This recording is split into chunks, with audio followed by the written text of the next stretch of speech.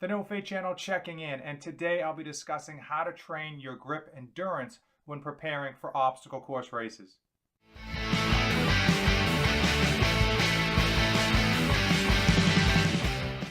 My training for the Vermont Spartan Beast continues.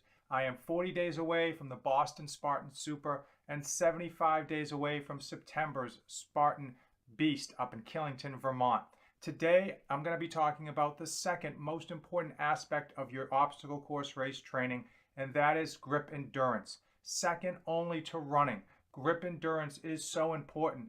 Notice I said grip endurance and not grip strength. There is a big difference, and most people get them confused. When people think about training their grip, they think about having these massive forearms that are capable of deadlifting large amounts of weight. The truth is, the majority of your grip strength and your grip endurance comes actually from your fingers and not your forearms. As a prime example, rock climbers have fingers that are as strong as steel. They climb rocks all day long. They traditionally do extremely well in Ninja Warrior challenges, but they are not known for having overly large forearms. When it comes to obstacle course races, grip strength takes a backseat to grip endurance. Having a strong grip on your first obstacle of the day is great, but you need the endurance to last the entire race. If you're running a Spartan Super, that's over 8 miles. If you're running a Beast, that's 12 plus miles and 25 plus obstacles. That's why when I train my grip, I try to focus on endurance, because as I focus on endurance, I know that the strength portion of my grip is going to come along with it, and that's going to take care of itself. But I primarily focus, again, on grip endurance. Here are the tools and techniques that I use. First and foremost, you have what I call a hand squeezer, but this company is actually Captain Crush. Most people are familiar with these. You put them in your hand and you squeeze. They are cheap, easy, convenient, and you can actually get them in different tension strengths. So, as you progress, you can easily find something to match your level of fitness.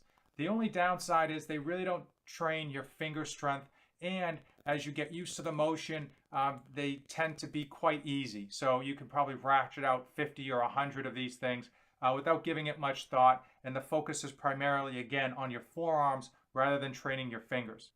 The next tool is what I call a reverse finger extender.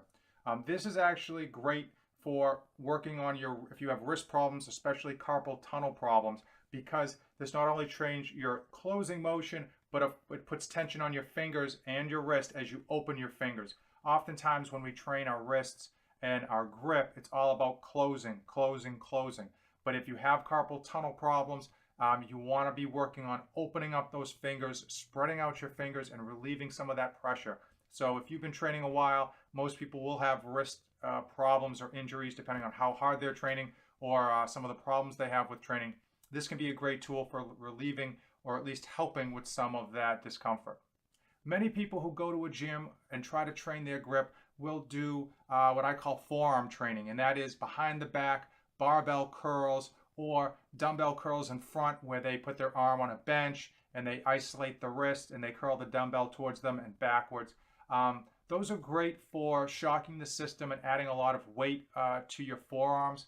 The truth is, though, they don't do much for developing your grip strength, and that type of exercise does not translate to obstacles very well, because very infrequently when you get out on the course are you going to have a very nice knurled bar that's dry or potentially chalked up. Oftentimes you get out on the course, there's all different types of handles and grips, and they're wet and they're muddy, and it doesn't translate very well.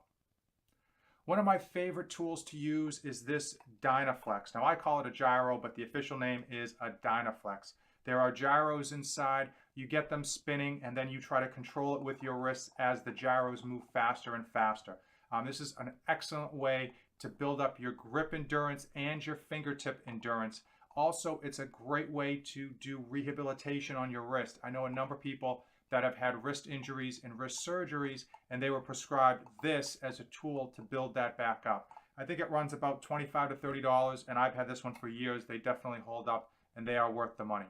Another tool that I absolutely love is the Grip Pro Trainer. Also, I refer to it as the rubber donut. They come in different stress levels. They're all the same size, but depending on your fitness level, you can get super hard or easy, whatever you need. These mimic very similar motions to the Captains of Crush hand squeezers.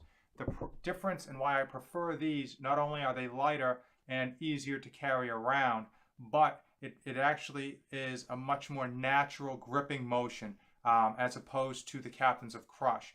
Lastly, you can reposition this to focus primarily on your fingertips. If you're looking to strengthen up your fingertips, you can actually put your fingers on right around the donut, and again, focus on pressing down on your fingertips. The number one way that I use to build strength and endurance is a hangboard. They are often found in rock climbing gyms. Rock climbers use them to, again, build up their finger strength and endurance. I found them to be extremely affordable, and I recently installed one in my home. I have a video of that. If you're interested, I'll link it at the end of this video. The training on it is numerous, doesn't take up much space, and you think you have a strong grip, you think you have strong fingers until you are hanging on to a small edge with 3 or 4 fingers only, and you are holding on for 5 seconds, but that 5 seconds feels like an eternity. Obviously, the best way to train your grip endurance is to get on real-world obstacles. But oftentimes, we don't have access to those type of gyms that have pre-built obstacles. And oftentimes, we're only doing 1 or 2 Spartan races or Tough Mudders or mud runs a year. So we don't even get access to many of the obstacles during the race. We do them once, maybe twice a year, and that's it. What you want to do, so if you don't have access to real-world obstacles, is try to imitate different types of grip. I do that by a method. I got rings. These are gymnastic rings. You can buy them on Amazon. You can buy them almost anywhere online. And you throw them over a pre-existing pull-up bar, and you can actually imitate pulling yourself up with rings. It's great because it is a different type of grip than your typical pull-up motion that you're used to, and it adds a completely different variable when you have 2 different unfixed handles that are swinging as you try to pull yourself up. Also, you can grab a rope from the gym. So a rope pull down, often used for triceps. You can throw that over a pull-up bar and do rope pull-ups. It's a very uncomfortable and it's a very difficult maneuver, but it is great for building up that grip endurance, because if you're able to do 10 or 12 pull-ups, once you grab that rope, you'd be surprised how very few you're able to actually do. How do you train your grip endurance and your grip strength? Let me know in the comments below. If you've come this far in the video, then definitely give it a like and hit that subscribe button.